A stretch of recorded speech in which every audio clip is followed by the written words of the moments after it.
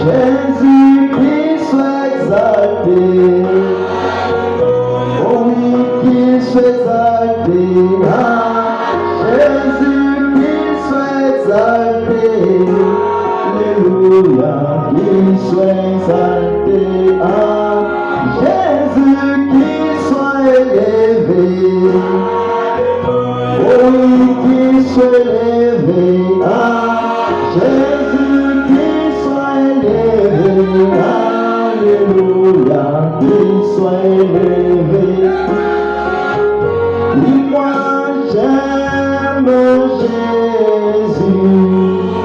J'aime Jésus. J'aime Jésus. Qu'il soit loué. Oui, moi j'aime Jésus. J'aime Jésus. J'aime Jésus. Qu'il soit loué. Jésus qu'il soit loué. Alléluia. Qu'il soit loué. Jésus qu'il soit loué. Alléluia. Qu'il soit loué. Jésus qu'il soit élevé. Oui, qu'il soit élevé. Jésus qu'il soit élevé. Alléluia. Qu'il soit élevé. Amen. Nous allons comme Dieu du ciel est ciel, me voici dans l'exercice de ma fonction. Je me souviens quand cette lumière surnaturelle est rentrée dans ma chambre. Cette lumière m'a parlé. Et pendant que cette lumière était en train de partir,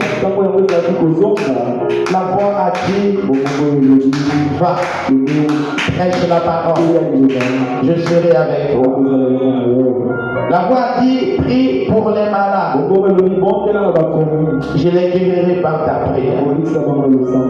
Si c'est la vérité, puisses-tu accomplir le rêve. Je consacre ce culte et sous ta protection au nom de Jésus-Christ. Amen. Que le Seigneur obéisse.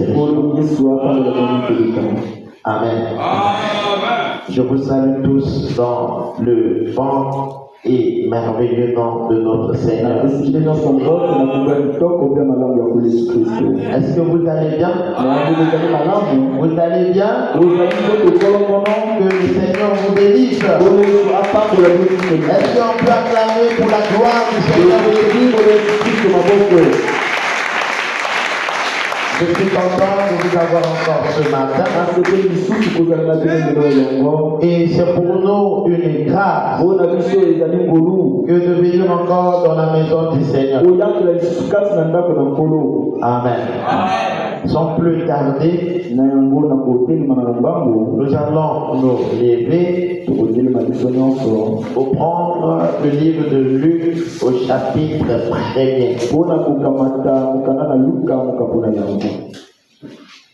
Luc chapitre 1 à partir du verset 26.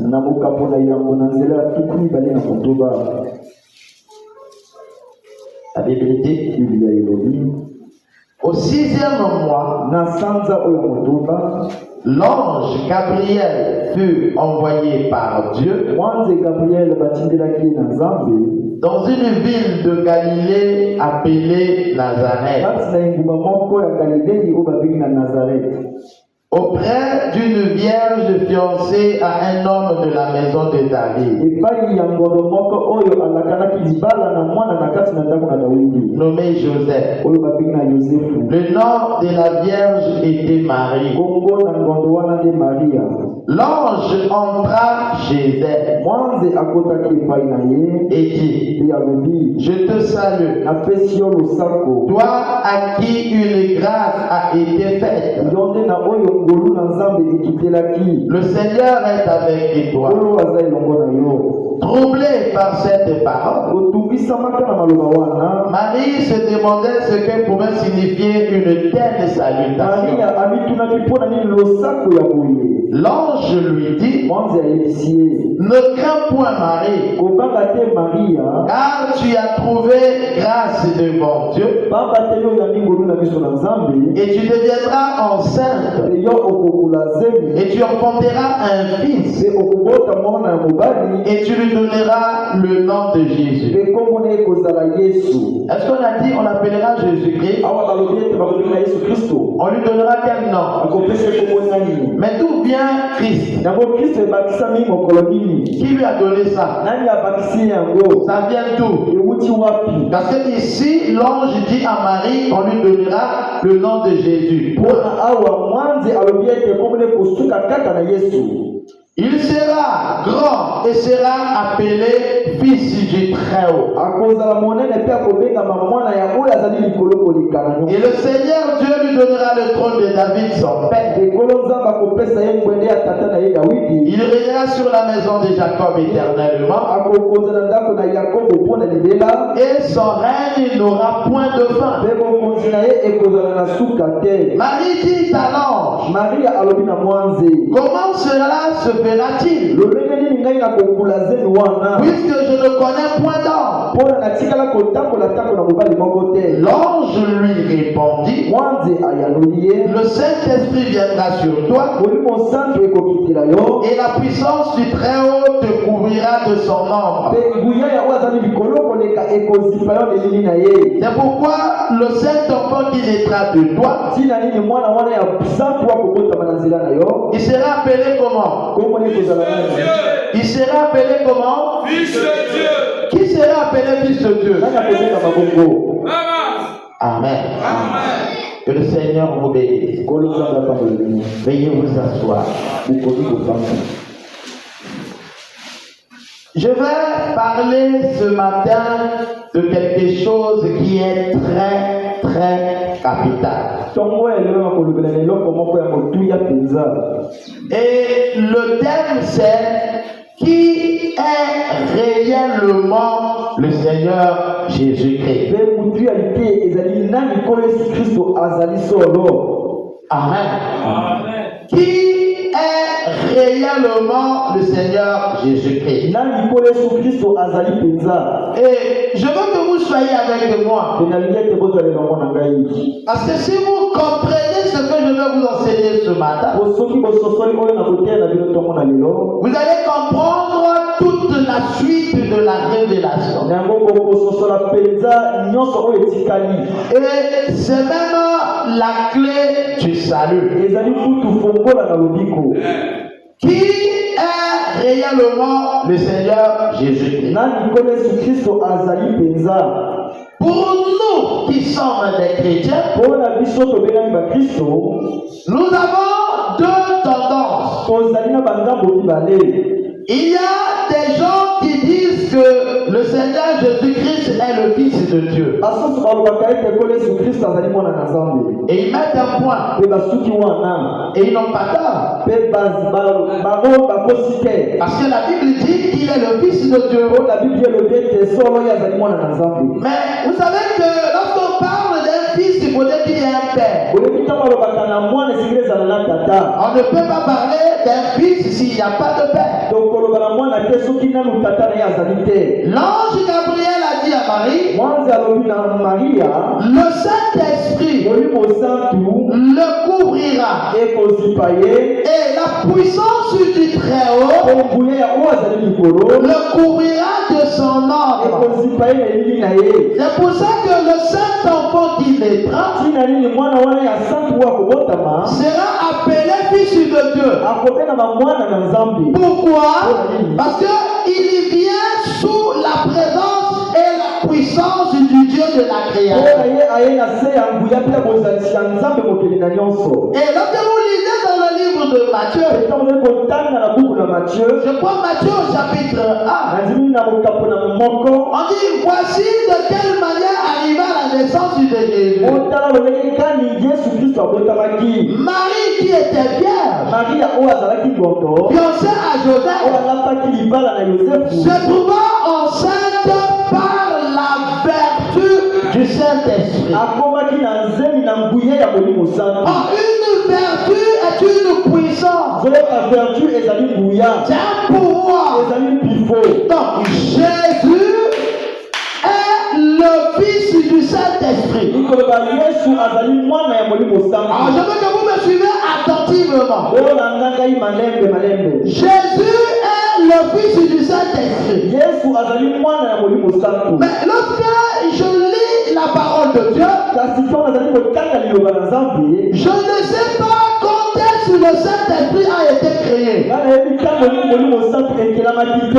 qu'il y a un Dieu le Père. On peut dire que c'est lui qui est l'Éternel qui a commencé toutes les choses.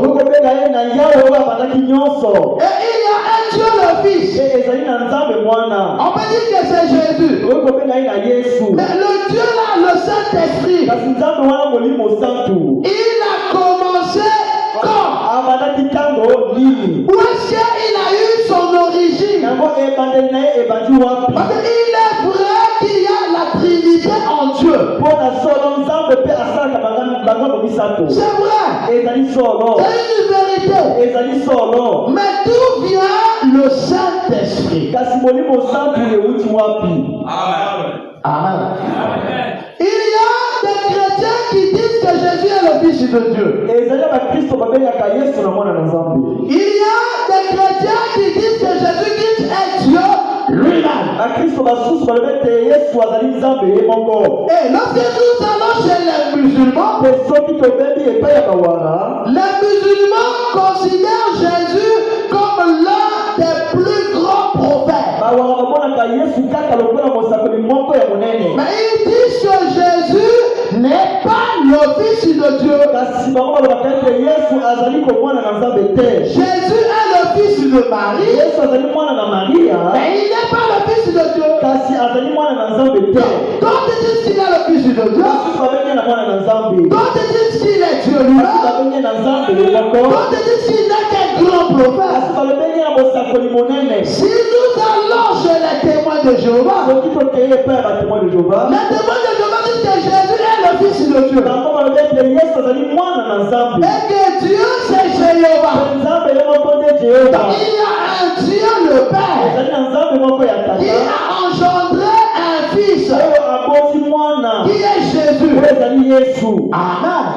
Et la religion que nous prêchons ce matin, qui est le christianisme, c'est une religion qui dérive du judaïsme, qui est la religion juive. Et lorsque Jésus est venu, Jésus lui-même étant juif, les juifs l'ont rejeté. Il y a un problème. Jusqu'à ce matin, les juifs ne croient pas que Jésus est le Messie. Et nous disons qu'il est le Messie. Vous voyez qu'il y a trop de contradictions. Il est Dieu, il n'est pas Dieu, il est Fils de Dieu, il n'est pas Fils de Dieu, il est prophète. D'autres disent que c'est seulement des êtres de lumière. J'ai même entendu quelqu'un dans le message qui dit qu'il n'y a aucune écriture qui dit que Jésus-Christ est Dieu. Et lui dit que Dieu, c'est William Branham. Amen. C'est pour ça que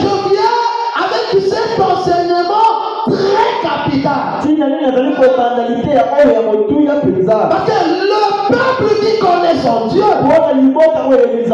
c'est un peuple qui fera des exploits. Et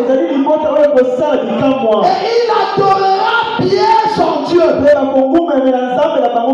Nous disons que nous prions Dieu. Mais qui est Dieu?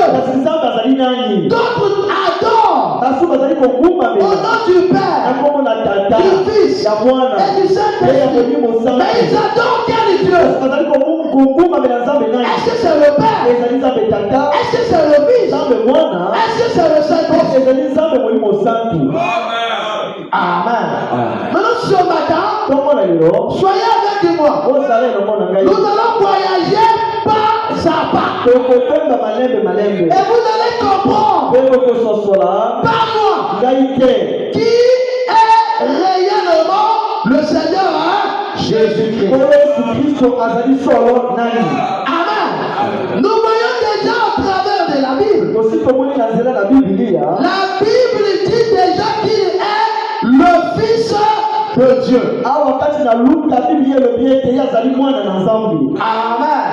Maintenant, la venue de Jésus, ce n'est pas une venue hasardeuse. C'est une venue qui a déjà été prophétisée. Donc, avant même qu'il ne vienne, les prophètes ont prophétisé la venue de Jésus. Amen. Amen. Je ne vais pas rentrer dans trop les Écritures. Parce que ça va nous alourdir. Et c'est les Écritures que nous avons déjà lues ensemble. Esaïe est en train de prophétiser.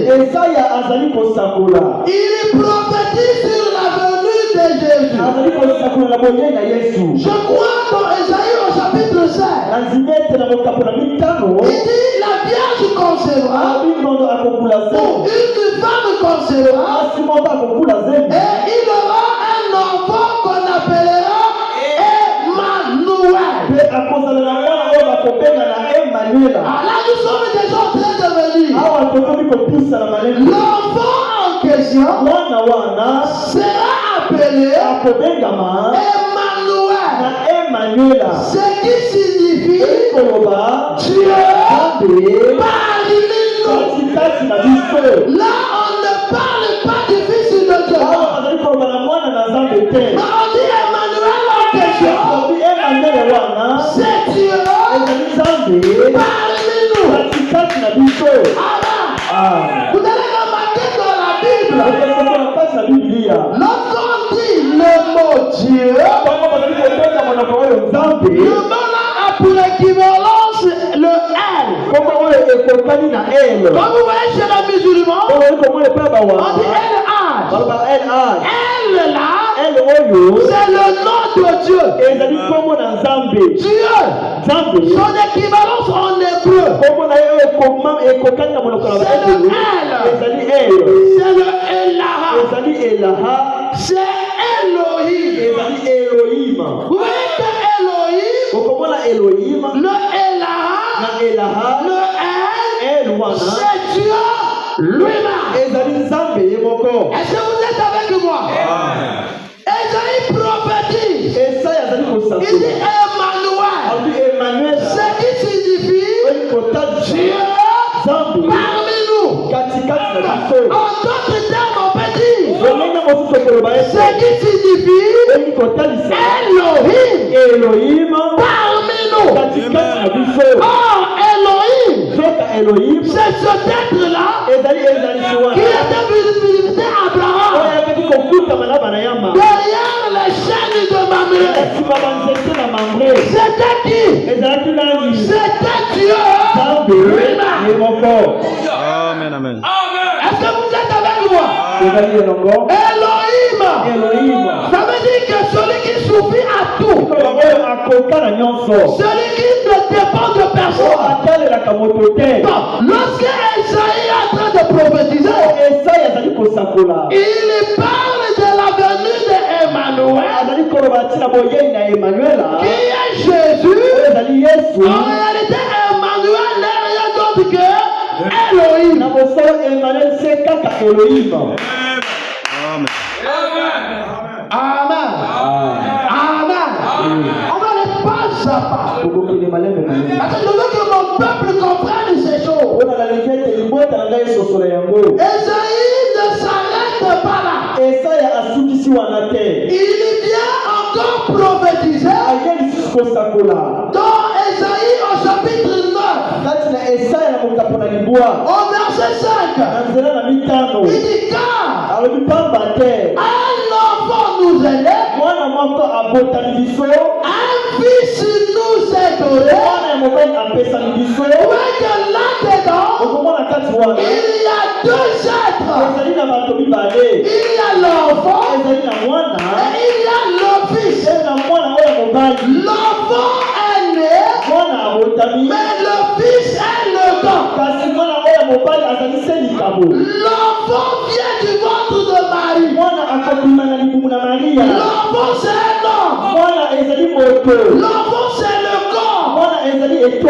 L'enfant c'est la chair. L'enfant c'est le tabernacle.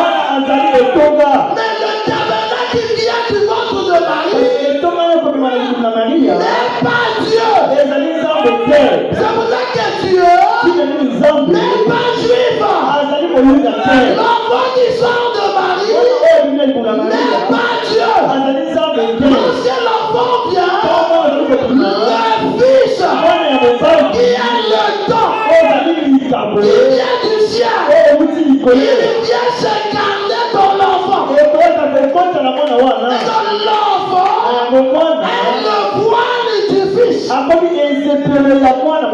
L'enfant est la partie visible du fils qui est invisible. L'enfant, c'est le corps. L'enfant, le celui qui est à l'intérieur. Celui qui m'a vu a vu le Père. Le fils qui est à l'intérieur, qui vient du ciel, c'est Dieu lui-même. Quand je vais descendre, peut-être nous comprenons tous tout le monde. Alors pas à pas, c'est très capital. Qui est réellement le Seigneur Jésus-Christ? Si on calcule en âge, Jésus-Christ a environ 2024 ans. Qu'il est né. Mais avant la naissance de Jésus, il était où? Et d'où vient-il? Amen. On soyez avec moi ici. Je crois que l'Esprit du Seigneur est sur moi. Amen. Le Dieu de la création. Le Dieu qui a créé l'univers. Il habitait quelque part dans l'éternité. Et là-bas dans l'éternité, il était invisible. Et là, on ne le voyait pas. Personne ne pouvait le voir. Je vous pose la question. Il avait quelle forme? Il était dans la forme esprit. Et quel genre d'esprit? L'Esprit Saint. Donc vous voyez que le Saint-Esprit, vous voyez là où le Saint-Esprit est en train de commencer. Le Saint-Esprit, c'est Dieu lui-même. Donc le Saint-Esprit est Dieu dans une forme invisible. Ceux qui adorent Dieu, ils sachent que Dieu est esprit. Dieu est le Saint-Esprit. Saint-Esprit. Donc, voyez que le Saint-Esprit là, il n'a pas de commencement. Il n'a pas de fin. C'est Dieu lui-même. Et il est comment? Il est invisible. Et le Saint-Esprit là, c'est qui? C'est le Père. Vous voyez que le Père et le Saint-Esprit, c'est la même personne. C'est pas deux êtres différents. Le Saint-Esprit et le Père, c'est la même personne. Amen. Amen. Amen. Est-ce que vous êtes avec moi? Maintenant, remarquez que ici dans l'éternité, il avait un nom que les Hébreux lui ont donné. Ce nom-là, c'est un nom à 4 lettres. C'est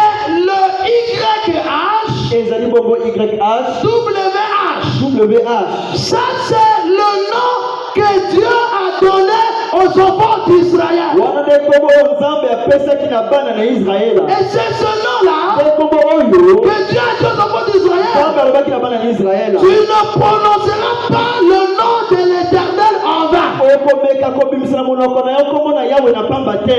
ce mot-là, c'est un mot hébreu. Et ce mot-là a été traduit en français par éternel. Donc le nom IHWH a été traduit par éternel.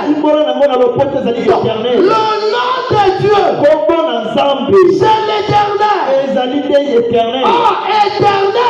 Éternel n'est pas un nom. Éternel, c'est une qualification. Et celui qui n'a pas de commencement et qui n'a pas de fin. Maintenant, ce mot-là, on a traduit ça encore par Yahvé. Donc Yahvé, c'est le nom de Dieu. Ou Yahweh. Tout ça là, c'est Dieu dans l'éternité. Ou encore Jéhovah. Donc les témoins de Jéhovah, lorsqu'il dit que Dieu s'appelle Jéhovah, ils n'ont pas tort. C'est le nom de Dieu. Là, on est encore dans l'éternité. Amen. Est-ce que vous me suivez? Alors, ce que je vous dis, c'est très capital. Si vous me suivez et que vous comprenez ces choses, vous aurez la clé de la Bible. Remarquez que ce Dieu-là, il est invisible. On ne le voit pas. D'accord? Maintenant, ce Dieu-là, il veut créer. Et il savait qu'il va créer les hommes. Il savait qu'il va créer l'homme. Les anges et l'homme aura envie de le voir. Alors ce Dieu-là, il crée maintenant un corps. Il prend une forme. Maintenant, la forme qu'il prend là, c'est la forme de la colonne de feu. Je décide ça pour que vous compreniez. Lui qui était esprit, lui qui est le HWH, lui qui est l'éternel, lui qui est le Dieu tout-puissant, il se fabrique un corps. Tu me vois ici? Ce corps qu'il a créé là, ce corps qu'il a créé, c'est la colonne de feu. Donc quand vous entendez la colonne de feu, c'est le corps que Dieu a pris pour qu'il soit visible. Maintenant, cette colonne de feu là, c'est ce qu'on appelle Fils de Dieu. Oh, je vais arriver, hein. Soyez seulement avec moi. Où est que le Dieu là, lorsqu'il rentre dans une forme visible, il ne laisse pas une partie de lui. Il vient dans ce corps dans la plénitude. Il passe par un mystère que William Branham appelle le parérécomia. Ça veut dire que le passage d'un état d'être vers un autre état d'être sans passer par l'anéantissement. C'est comme si vous prenez de l'eau. Lorsque l'eau est liquide, c'est H2O.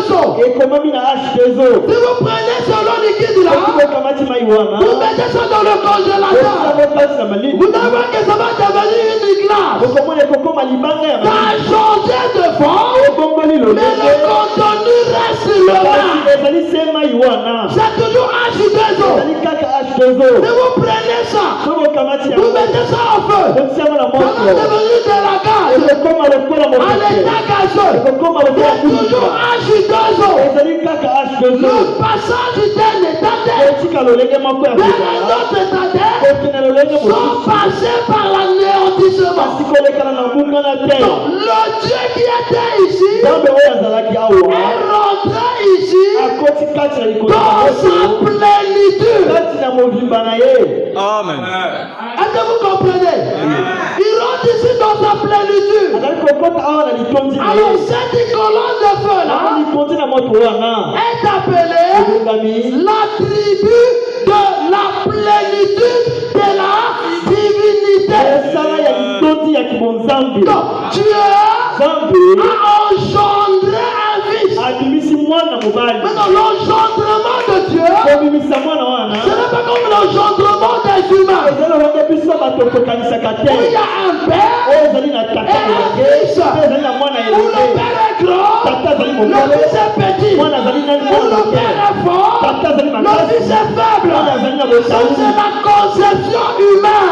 Lorsque Dieu a engendré son fils, c'est Dieu lui-même. Il a changé de forme. Il est rentré dans une forme visible. Il passe par le parérécomia. William Branham dit Dieu amorphe. Dieu changeant de forme. Vous voyez ici, il était le Père, il était le Saint-Esprit. Lorsqu'il prend la forme visible, il devient le Fils de Dieu. Mais c'est toujours Dieu lui-même.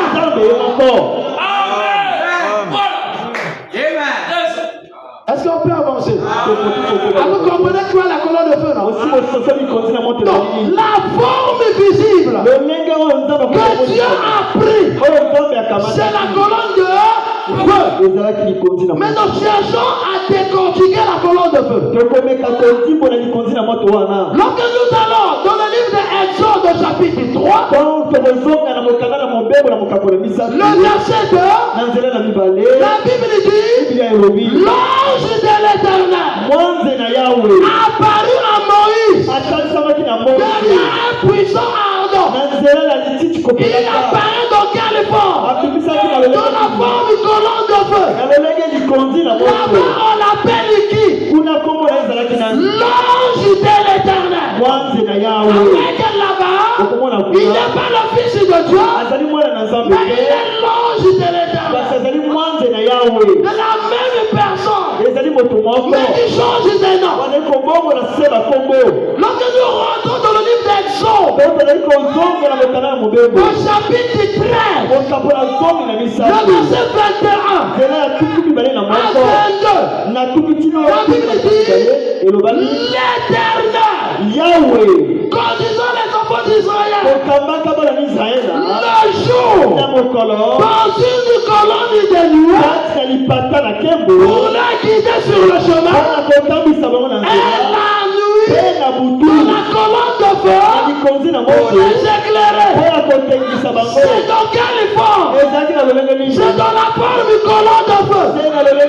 Là-bas, on l'appelle comment? On l'appelle l'Éternel.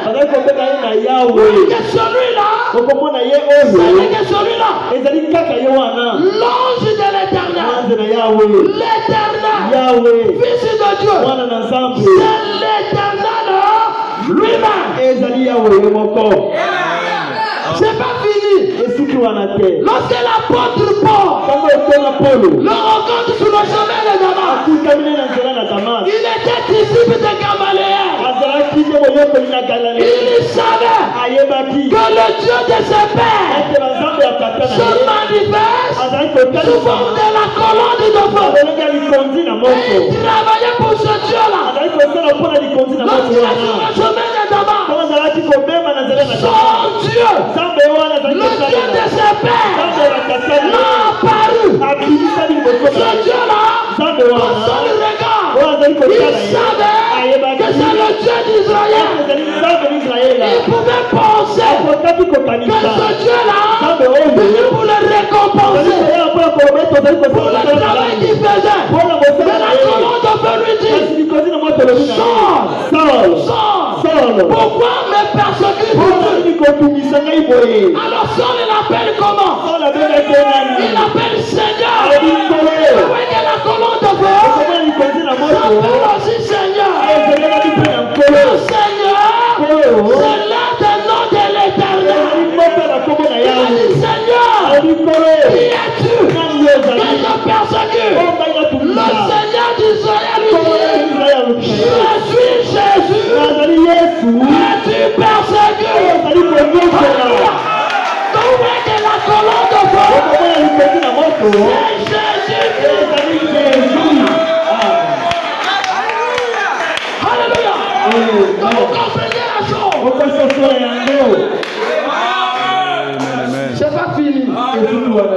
La colonne de feu que vous voyez là, c'est lui qu'on appelle le Messie. Donc le Messie, ce n'est pas Jésus. Le Messie, c'est la colonne de feu. La colonne de feu, c'est Dieu lui-même. Donc la colonne de feu là, c'est ce qu'on appelle loi. Loi ou l'onction. En loi, c'est le Christ. Le Christ. C'est pour ça que ils ont identifié Jésus en Christ. Lorsque l'ange vient voir Marie, il doit l'appellera du nom de Jésus. Mais d'où vient le Christ? Le Christ, c'est la colonne de feu. Le Christ, c'est l'onction. Le Christ, c'est le Fils de Dieu. C'est pour ça que l'ange a dit à Marie, l'enfant qui naîtra de toi sera appelé Fils de Dieu. Oh, le Fils de Dieu ne commence pas par Jésus. Le Fils de Dieu, il commence depuis l'éternité. Et c'est là que Michel a prophétisé. Dans Michel chapitre 5, verset 1er, il aura toi Bethléem, Ephrata, tu ne recherches pas la moindre de toutes les villes de Juda. Mais de toi sortira un fils qui pèsera Israël. Dans l'origine, le nom de ton ancien, depuis les jours de l'éternité. Michel prophétise. Il prophétise sur Jésus. Mais de son origine, le nom de ton ancien, depuis les jours de l'éternité. Est-ce que vous comprenez ces choses? Est-ce que mon peuple comprend ça? Quand vous lisez la version de Louis II, il dit dont l'origine remonte aux temps anciens. Mais lorsque vous lisez la version de Scofield, il dit dont les activités remontent aux temps anciens. Je préfère la version de Scofield parce que ici, c'est là que Dieu est en train de créer. Il crée dans la forme colonne de feu. Toutes les activités, toutes les œuvres. Ici, Jésus n'est pas encore là. C'est Dieu qui est en train de créer. Amen. Amen. Cette colonne de feu là, c'est ce qu'on appelle le Christ. Je vais revenir sur ça. Vous allez remarquer que la question fondamentale qu'on posait à Jésus, es-tu le Christ? Et il connaissait son nom. Et il savait qu'il s'appelle Jésus. Il ne lui demandait pas, es-tu Jésus-Christ? Non. Il le connaissait. Il parlait de celui qui prêche, de celui qui fait des miracles. Mais le souverain sacrificateur, il lui pose la question, es-tu le Christ? Parce qu'il savait que le Christ, c'est le Messie. Le Christ, c'est la colonne de feu. Le Christ, c'est Dieu lui-même. Donc si Jésus disait que je suis le Christ, ça veut dire que je suis le Dieu créateur des cieux et de la terre. C'est là que c'était un blasphème. Jésus leur pose la question, pourquoi voulez-vous me faire du mal? Je fais des miracles. Non, ce n'est pas à cause des miracles. Parce que toi étant un homme, tu veux te faire égal à Dieu. Parce que si tu dis que tu es fils de Dieu, c'est que tu es la colonne de feu. C'est que tu es le Messie. Et c'est toi que nous attendons. Il y a un problème. Es-tu le Christ? Es-tu le Christ? Amen. Vous voyez que cette question est tellement fondamentale. Suivez-moi ici. Matthieu chapitre 16. Écoutez, on y va. Je vous parle simplement. Jésus, étant arrivé dans le territoire de Césarée de Philippe, il demanda à ses disciples, que dit-on que je suis, moi, le Fils de l'homme? Il est dans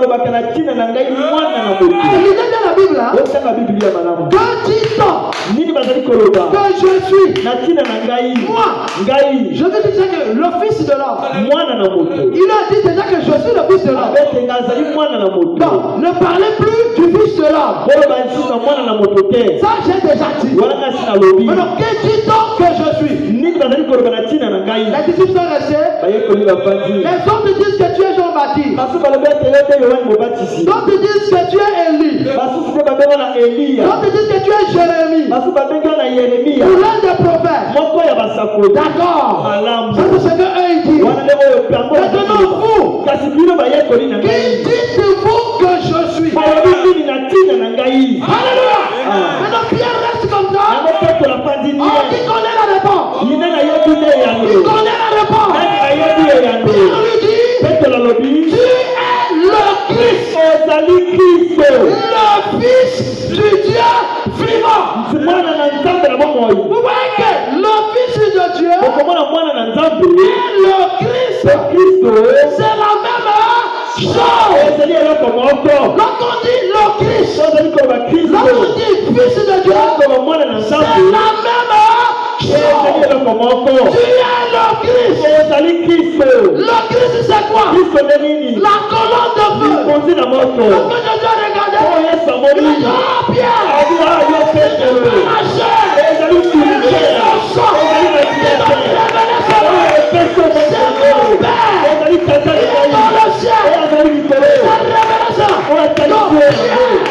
voyage. Il a quitté la terre. Il est rentré dans le canal de la révélation. Il est arrivé dans la visage du Père. Et le Père lui a dit, il est le Christ, le Fils du Dieu vivant. Et Dieu a dit, tu es heureux. Donc si quelqu'un connaît ce mystère, il est heureux. Il s'agit de savoir qui est Dieu. Lorsque Dieu se déplace, dans la capacité de le voir, il change de nom, il modifie, il change de forme, il le voit. Tu es Pierre, vous êtes Pierre, je bâtirai mon église. Sur le quoi l'église sera bâtie, sur la révélation que je suis en train de vous donner ce matin. Notre église est bâtie sur cette révélation, sur cette pierre. Je bâtirai mon église. Et les portes du séjour des morts ne prévaudront point.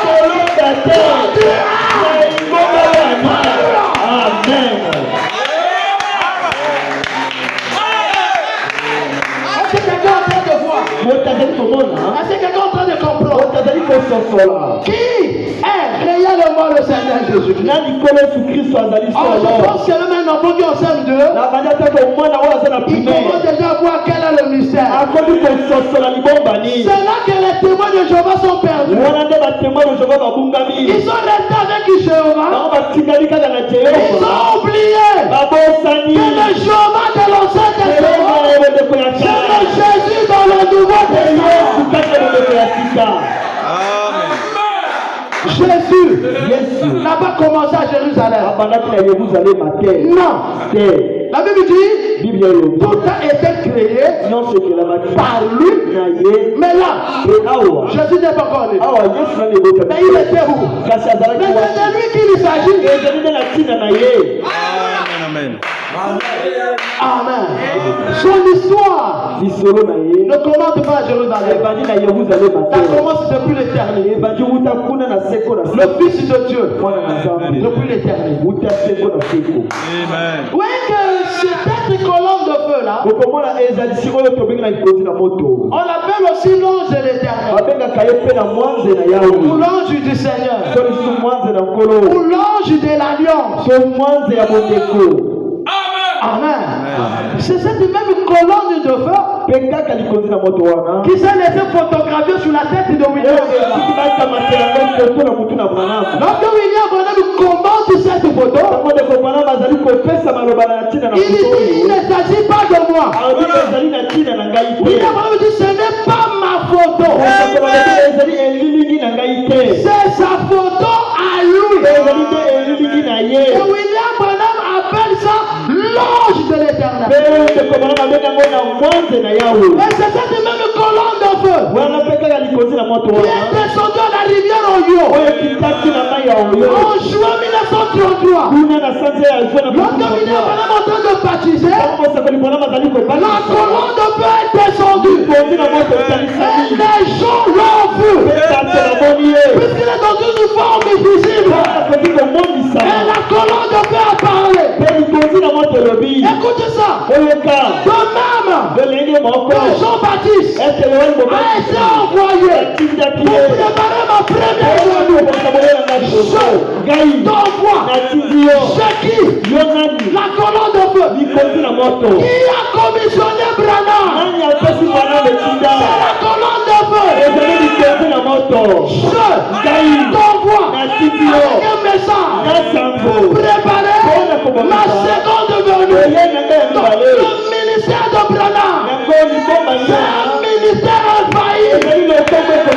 Parce que celui qui l'envoie, c'est Elohim, c'est le Fils de Dieu, c'est l'ange de l'éternel, c'est Dieu lui-même. Et ce matin, je prêche, je suis sous la même commission. Et ce matin, ce que je prêche, c'est un message de préparation. quelqu'un qui prend la route. C'est le même colonne de feu. Et qui ce matin, c'est lui qui prêche. Ce n'est pas moi. C'est la colonne de feu qui prêche à ses enfants.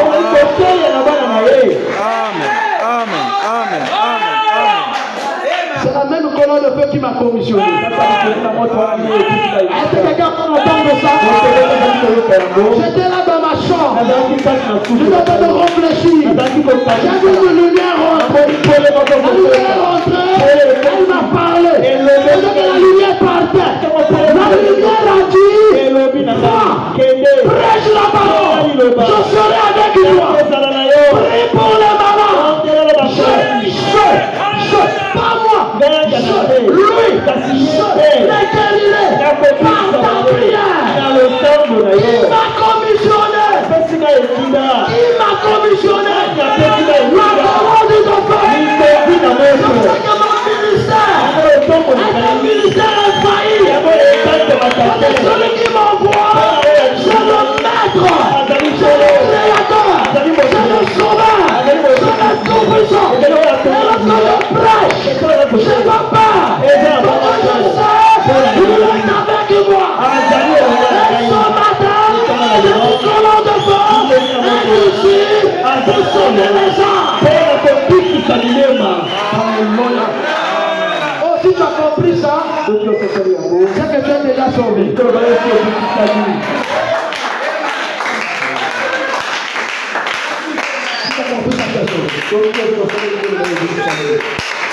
Le début de Jésus ne commence pas à Jérusalem.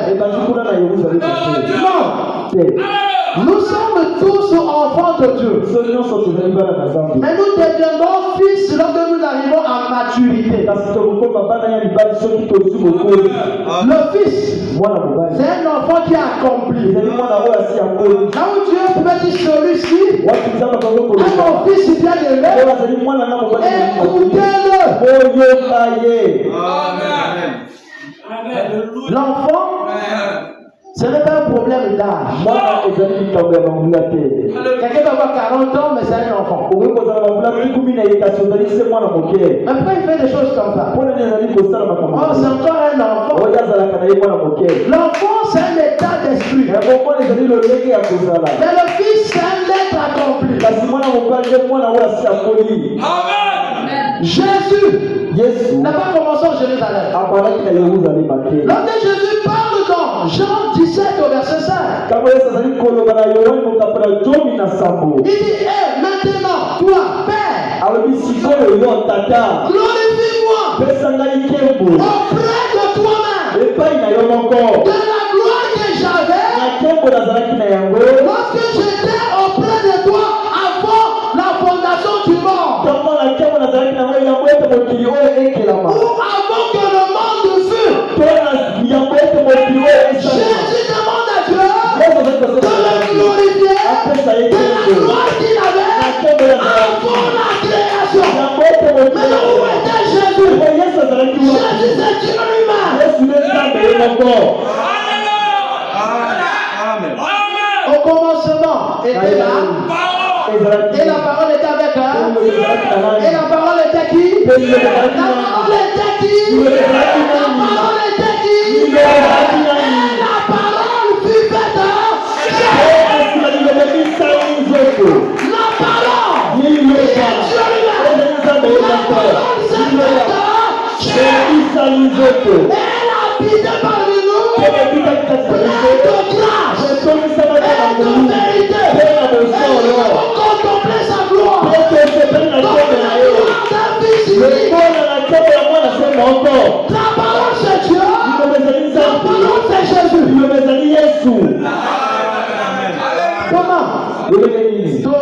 Thomas, depuis que je suis avec toi, tu m'as jamais connu. Je sais tu penses que le Père est en moi. Moi je suis dans le Père. C'est celui qui m'a vu. A vu le Père. Tu vois le corps. Mais le Père a le les autres que je fais, je ne le fais pas de moi-même. Je le veux faire au Père. C'est mon Père qui est à l'intérieur, qui accomplit les œuvres. Mais la chair n'a rien à faire. C'est l'être intérieur qui dit les choses.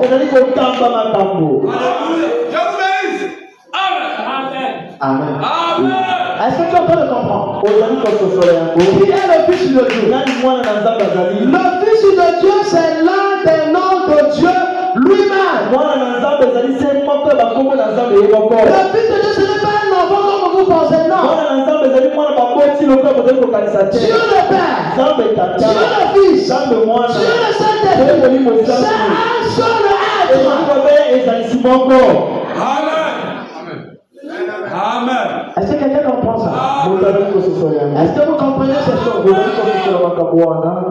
Disons un peu 2 ou 3 écritures, on va s'arrêter. Jean chapitre 3. Je vais m'arrêter bientôt. Je prends le verset 16.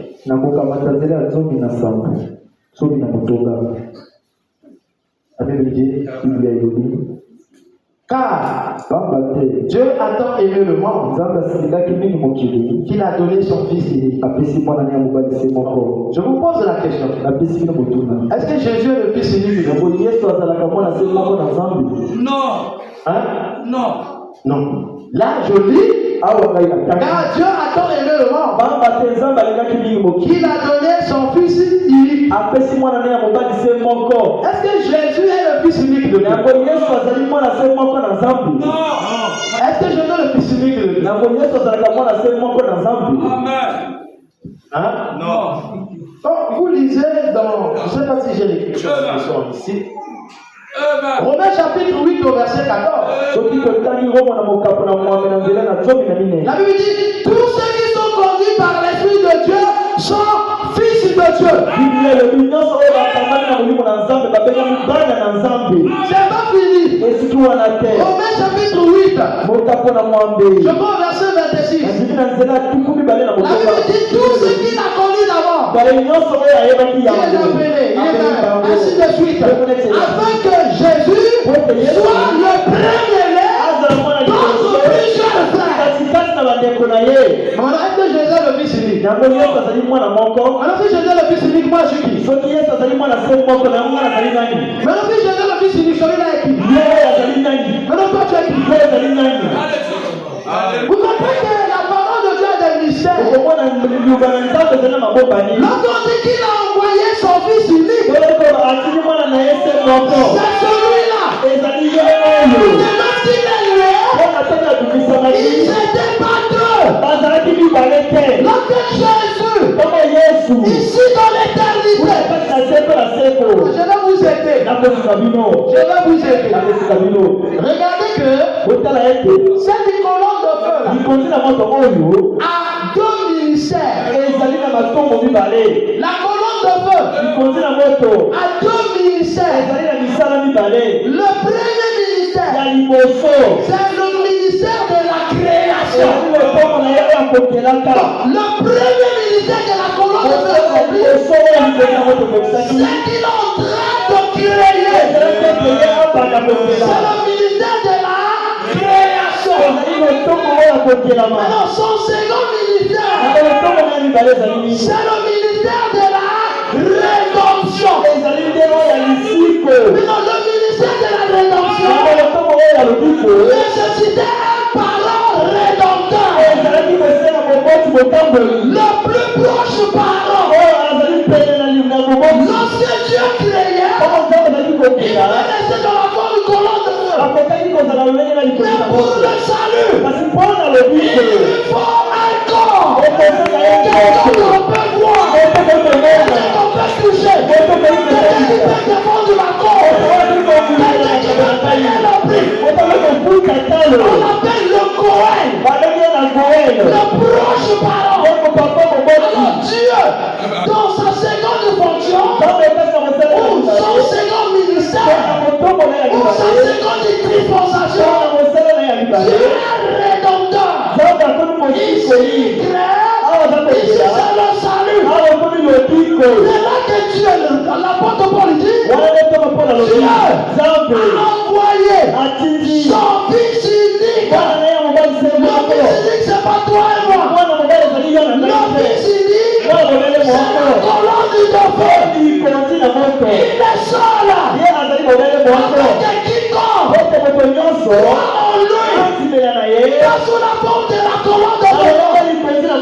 Pas sous la forme du chair mais dans un corps de chair.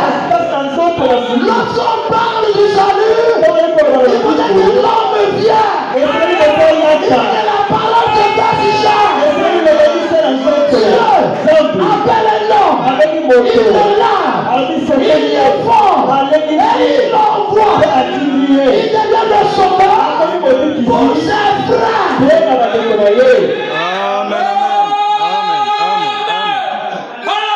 Dieu attend aimer le monde. Il a envoyé son fils unique. Le fils unique, c'est pas Jésus. Parce que Jésus, c'est mon grand frère. Le fils unique, c'est la colonne de feu. Mais où était la colonne de feu? Cela était dans Jésus. La Bible dit la plénitude de la divinité habita corporellement par l'esprit dans le corps. Quand il marchait avec sa robe là, il n'était ni moins ni plus que Dieu. Dans le corps de chair, il pouvait se fatiguer. Mais cela n'enlevait pas la divinité qui était en lui. Dans le corps de chair, il pouvait avoir faim.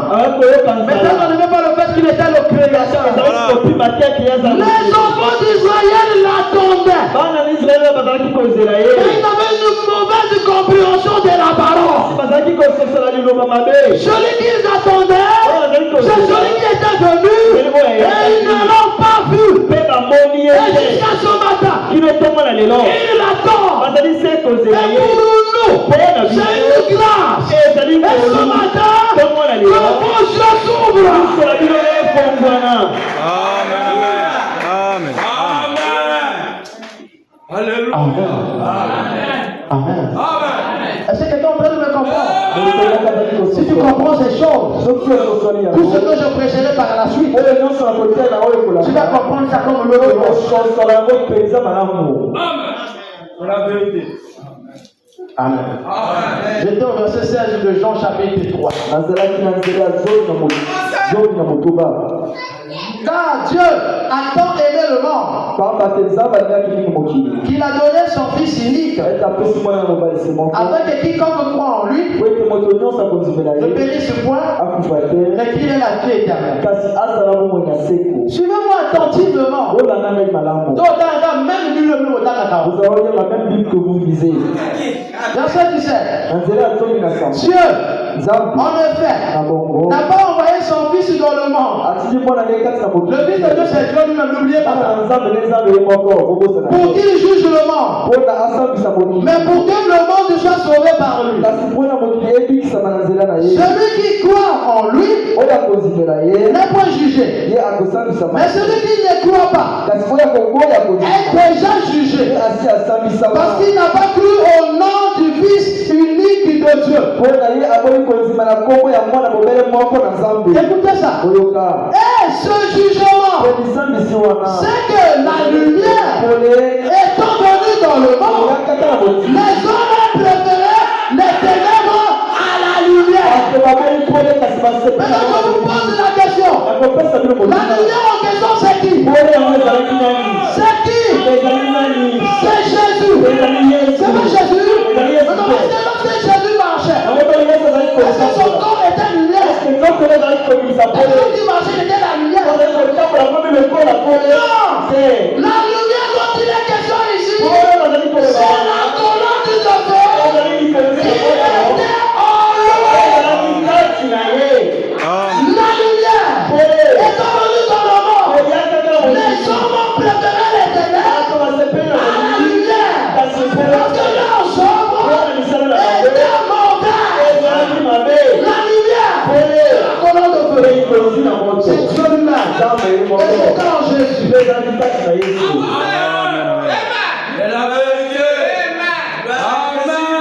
Amen. C'est pas la Bible. Ouais, que là, je dis pas William Branham. Parce que si je dis pas Branham, je dis dis je dis pas Branham. On prêche avec la Bible. Pour vous montrer que Branham a prêché la Bible. je vous dis là, je vais vous le prouver par où il y a Abraham. Mais je mets ça de côté. Pour que les chrétiens aient réduit Abraham, puissent entendre et qu'ils puissent croire. Ça, même les dénominationnels, ils ne vont pas refuser ça. Parce que quand on dit oh non, c'était le logos. On met Branham de côté. Je veux le voir.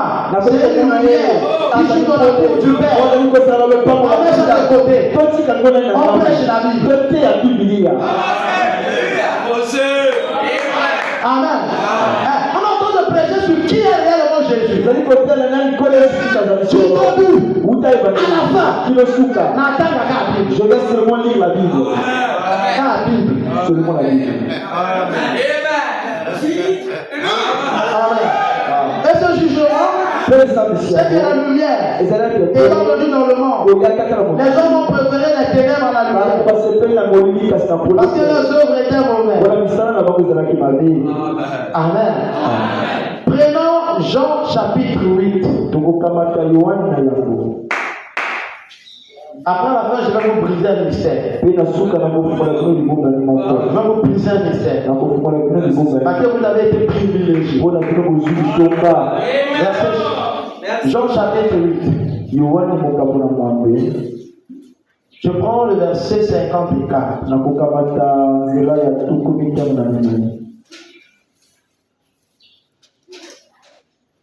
Jésus répondit, si je me qui parle ici, c'est pas Jésus-Christ, là c'est Jésus qui parle.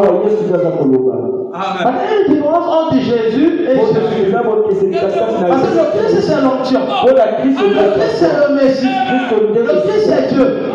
Là c'est Jésus qui parle en tant que Jésus. Hein? C'est pas écrit comme ça. Jésus répondit, si je me glorifie moi-même, c'est-à-dire moi-même Jésus, je commence à dire non, c'est moi Jésus, vous savez que c'est moi Jésus qui fait. Vous allez voir l'homme. Jésus répondit, si je me glorifie moi-même, ma gloire en tant qu'un homme n'est rien. C'est mon Père qui me glorifie. Lui que vous dites être votre Dieu et que vous ne connaissez pas. Comment peut-il dire que vous connaissez Dieu et que Dieu est ton Jésus, vous rejetez Jésus? Vous ne le connaissez pas. Mes brebis entendent ma voix et ils me suivent. Si vous connaissez le Père, mon langage, ma façon de faire, mon ministère, vous allez comprendre. Parce que lorsque Esaïe a prophétisé, il n'a pas dit voici, je vous enverrai Jésus. Sinon, toutes les femmes, quand l'enfant Jésus. Chacun va souhaiter que son enfant soit le enfant. Et il y aura la confusion. On ne donne pas le nom. On donne les attributs. On donne les attributs. Quand nous lisons Esaïe chapitre 35, les aveugles verront, les sourds entendront, les boiteux marcheront, les muets parleront. On donne les attributs du ministère. Jean-Baptiste a dit voici l'agneau de Dieu. Après il a entendu que Jésus pardonna. Est-ce que c'est lui? Ou c'est pas lui? Il appelle ses disciples. Il dit allez lui demander. Est-ce que c'est lui? Ou c'est fait venir un autre? Les disciples sont venus voir notre maître Jean-Baptiste nous a envoyé pour te demander est-ce que c'est toi le Messie ou un autre doit venir? Jésus n'a pas répondu. Je vais asseyez-vous. Attendez la réunion. Jésus prêche. Il prêche. Il appelle un aveugle. Il ouvre les yeux. Elle appelle un boiteux. Il guérit le pied. Il appelle un sourd. Il appelle un guéri. Après il leur dit, allez dire à Jean Baptiste, ce que vous avez fait. Amen. C'est le ministère. Amen. C'est le ministère. Si Dieu avait dit, l'homme de l'éternel tabernacle, je vous nommerai Herman. Depuis le ventre de ma mère, on m'a tué même. Ou bien dès que je n'ai Herman, Amen. Dieu ne donne pas le nom. Les caractéristiques. Amen. Jésus leur dit, si je me glorifie moi-même, ma gloire n'est rien. C'est mon Père qui me glorifie. Celui que vous dites qu'il est votre Dieu, alors que vous ne le connaissez pas, il était où? En lui. Amen. Jésus était comment on dit, le vase ou la bouteille. Et Dieu était le conteneur. Est-ce que vous comprenez ça? Est-ce qu'on peut avancer? Et que vous ne connaissez pas. Pour moi, je le connais. Et puis je disais que je ne le connais pas, je serai semblable à vous. Un menteur. Mais je le connais. Et je garde sa parole. Écoutez ça. Je vous l'ai dit, Abraham, votre père, a tressailli de joie de ce qu'il verrait mon jour. Il l'a vu et il s'est réjoui. Les Juifs lui disent, tu n'as pas encore 50 ans et tu as vu Abraham. Jésus leur dit, en vérité, je vous le dis, avant qu'Abraham me fût, le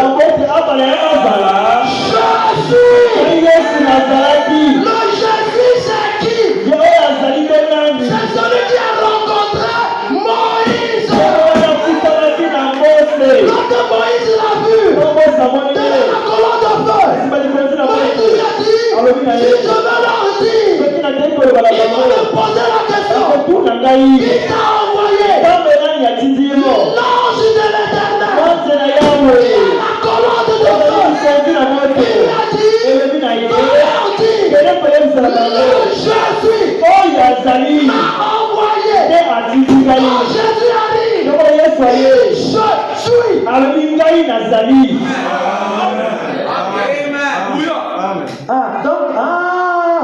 Donc c'est Jésus qui avait rencontré Moïse derrière le buisson. Donc avant que Jésus ne soit né, il vivait. La colonne de feu. Jésus boit.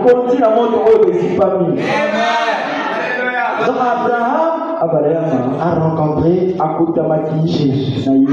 Et c'est Jésus qui est venu le voir sous les chaînes de Mamré avant qu'il ne soit né. Il était encore né, mais il vient chez Abraham. Il s'assoit sous l'arbre. Il mange. Il boit. Vous savez comment on identifie le Messie? C'est le ministère de tourner le dos et de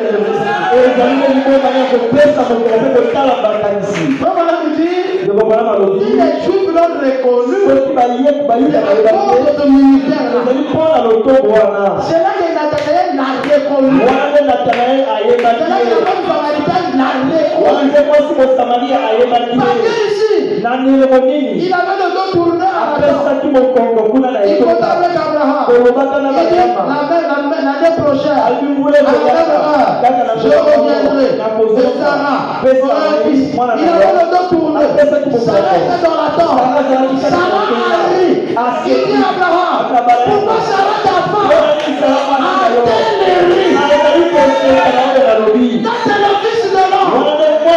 Lorsque Jésus arrive, il a fait la même chose. Je vais dire quelque chose parce que ça va choper les gens. qui a prêché, il parle d'Abraham. Elohim. Et je peux vous montrer que celui qui est ici, je vous tourne le dos.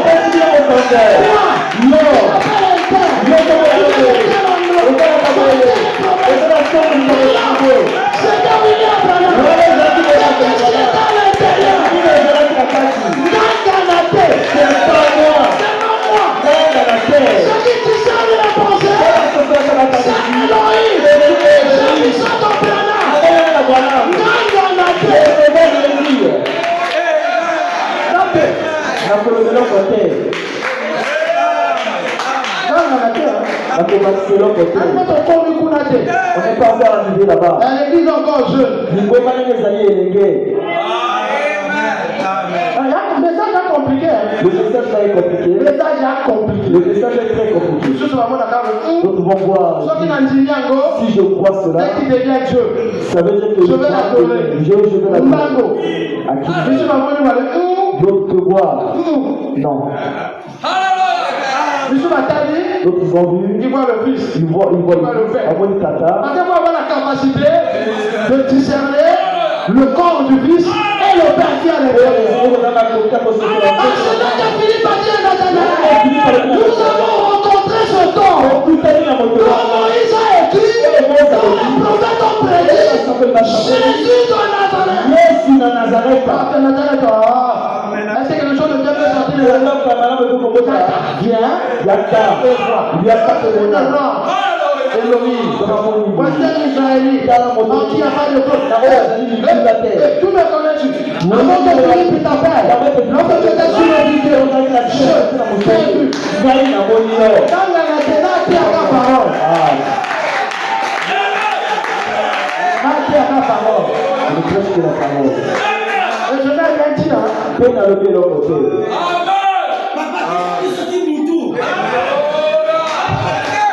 avant que votre frère Abraham soit, je fus là-dessus, ils prirent des pierres pour les jeter contre lui. Leur propre Dieu. Les gens crucifient. Sans se rendre compte. Amen. Alors je vais lire le dernier verset biblique. Et je vais m'arrêter. Est-ce que vous êtes là? C'est le dernier.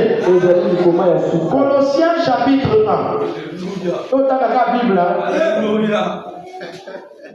Colossiens chapitre 1. Colossiens mon capona yambo. Ah, écriture la bouille. Pourquoi il y a Colossiens chapitre 1. Je prends le verset 12. Écoutez. Rendez grâce au Père qui vous a rendu capable d'avoir part à l'héritage des saints dans la lumière. Donc, vous voyez la lumière là, n'oubliez pas que c'est la colonne de... Il vous a délivré de la puissance des ténèbres et vous a transporté dans le royaume de son Fils bien-aimé.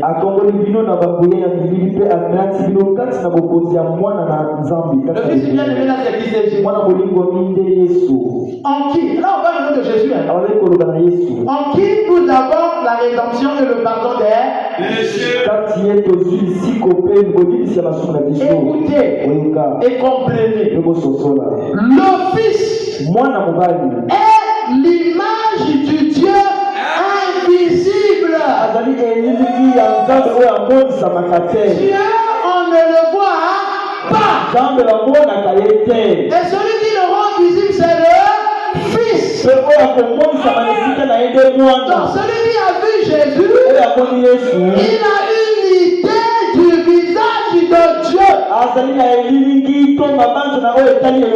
Et pour comprendre le comportement de Dieu, et ce que Dieu veut, et ce que Dieu n'aime pas, regarde la vie de Jésus. Le Fils est l'image du Dieu invisible. Écoutez ça. Le premier-né de toute la création. Jésus est né il n'y a pas longtemps. Si nous regardons le calendrier romain, ça fait 2024 ans. Mais là, la Bible dit qu'il est le premier-né de toute la création. Mais qui est né le premier? C'est la colonne de feu. Il est le premier fils de Dieu. La colonne de feu là, c'est Jésus-Christ. Il est le premier-né de toute la création. Lorsque la colonne de feu est venue, rien n'était encore créé. Amen, amen. Ah, vous comprenez pas la Bible? Alléluia. Amen. Quand on dit le premier, on ne parle pas de Jésus de Nazareth. C'est pas Jésus de Nazareth, non. Amen. Ah, si mon peuple peut comprendre les choses, il faut que nous soyons Amen. Amen. Il est le premier-né de toute. Le premier-né de toute la création. Car en lui ont été créées toutes choses. Maintenant, qui a créé? C'est pas Dieu. Mais ici, on dit que c'est Jésus. Il y a un problème. Car en lui ont été créées toutes choses. Toutes les choses qui sont dans les cieux et sur la terre. L'invisible. Non, l'invisible. Et les invisibles. Trône, dignité, domination, autorité. Tout a été créé par lui et pour lui. Il le fait. C'est Jésus. Mais dans la réalité, ce n'est pas Jésus. C'était Dieu dans la forme colonne de feu. Amen. Si vous comprenez ça, vous allez naviguer dans la Bible. Vous pouvez dépasser les musulmans, dépasser les témoins de Jéhovah, dépasser les juifs, dépasser les catholiques. Vous dépassez. Quand tu lis la colonne de feu, le Fils, Dieu lui-même. Donc, tu comprends la chose? Merci pour la paix. Amen. Amen. Dites-moi Amen.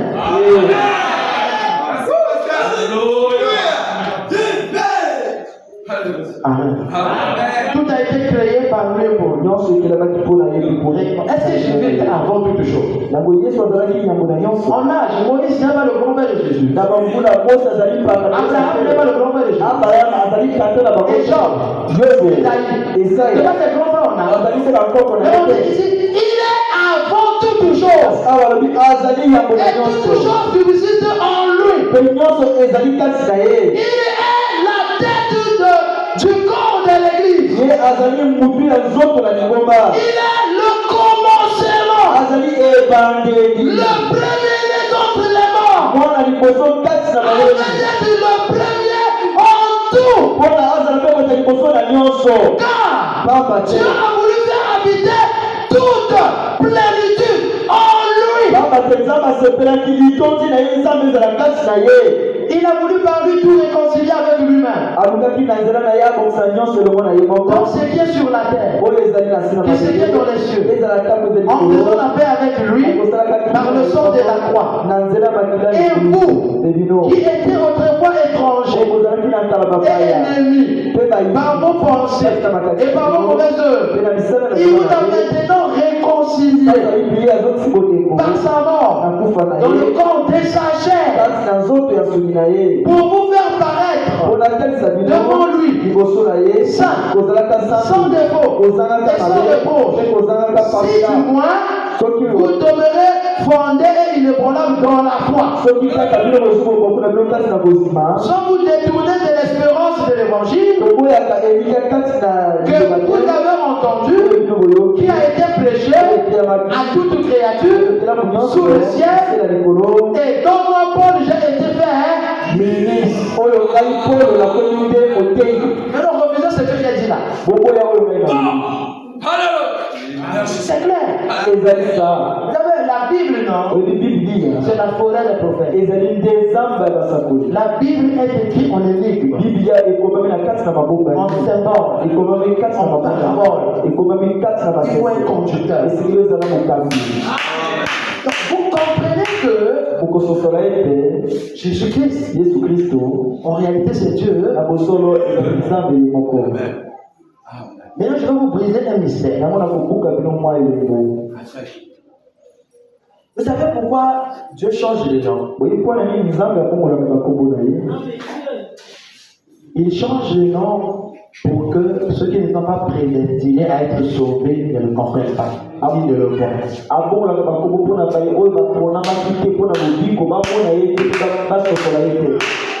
Il change les noms, il change les formes pour que Satan ne puisse pas le discerner ni l'identifier. Vous savez, Satan était au ciel.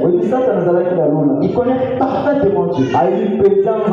Maintenant, si Dieu vient dans la forme que Satan connaît, il y a lui. Vous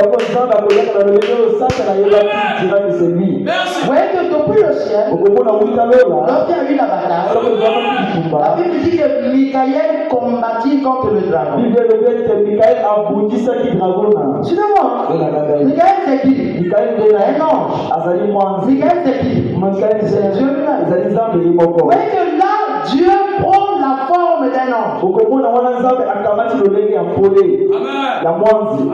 Là, il est sa forme Dieu. Bon, je vais vous briser ce mystère. Est-ce que vous savez que lorsque Jésus est venu dans le monde, Satan ne savait pas que celui-là c'est Dieu? Il ne savait pas. Il a vu que Jésus avait un certain pouvoir.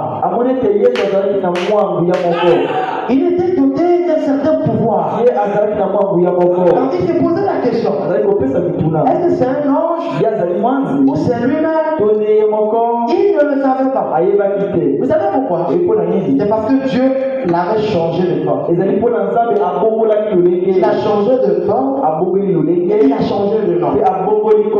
Parce que s'il n'avait pas changé de forme, il ne change pas de nom, le diable allait l'identifier. Alors comme le diable est tâtonnait, lorsque Jésus est parti maintenant pour gêner, il vient maintenant pour demander si tu es le Christ. Il est écrit, si tu es. Il voulait savoir qui il est. Il ne savait pas. Il voulait savoir si tu es. Fais ça. Parce qu'il savait que ça, le Christ peut le faire. Et les écritures qu'il donnait au Christ, c'est les écritures qui s'identifiaient à Dieu lui-même. Et si Jésus accomplissait ça, lui allait dire pour l'identifier. Amen. Si tu es le Christ, parce qu'il est écrit que tu le feras. Jésus l'a déjoué. Jésus change de forme, il change de nom, parce qu'il doit laisser que Satan puisse le tuer. Parce que Satan savait que, oh, regarde-le avec le dragon dans le cas. Il n'avait pas le tuer. Mais Jésus l'a voilé. Alléluia. Amen. Vous allez voir que lorsque le peuple d'Israël arrive devant Jéricho, un être qui apparaît à Jésus. On dit que c'est le chef de l'armée de l'Éternel. Mais le chef de l'armée de l'Éternel, c'est Dieu lui-même. Oui, il vient dans une forme pour qu'on ne l'identifie pas. Et donc, lorsqu'il change de forme, seulement ses enfants arrivent à l'identifier. Il y a des gens qui étudient les caractéristiques de Dieu. Dieu. Et Pour les Seigneur, bana oyo bato oyo bayokola kabisala na Nzambe. il l'attend sur les caractéristiques là. Bazali kozele na misala Il wana. fait ça. Akosala kuya misala. Mais donc, quand il a parlé à Oyo Daniel, akalisami na il Daniel. est sous la forme d'une pierre. Ayi na lobeli ya libanga. Quand il arrive à Ézéchiel, Toka ye Ezekiel. c'est la roue dans la. Ekomi te bidi na Quand il arrive à Moïse, Toka ye pe a c'est la colonne de feu. Eyi koza Quand il arrive en Israël, Toka ye na Israël. c'est un homme. Ezali moto. Quand il arrive à Moïse, Toka ye na c'est le dos. Ezali otongo. Il change de forme. Okomona kobongo na kalo Et quand il arrive au temps de la fin, Toka ye na tango na suka.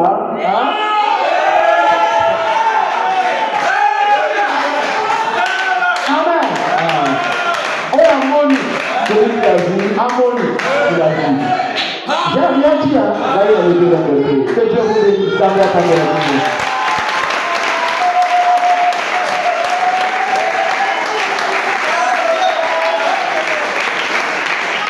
Amen. Après, ma soeur, le Dieu que nous adorons, qui est le Dieu de la création, qui est Jéhovah, qui est éternel, qui est Yahweh, qui est Adonai, c'est le Seigneur Jésus-Christ. Quand tu pries, on vit ta situation à l'éternel. C'est lui qui est le Dieu. En dehors de Jésus, il n'y a pas un autre Dieu. Et l'adoration est réservée exclusivement au Seigneur Jésus. Avant lui, il n'y avait pas de Dieu. Et après lui, il n'en aura pas. Mon frère, ma soeur, alors que nous allons prier le Seigneur. Prions le Seigneur pour souvent de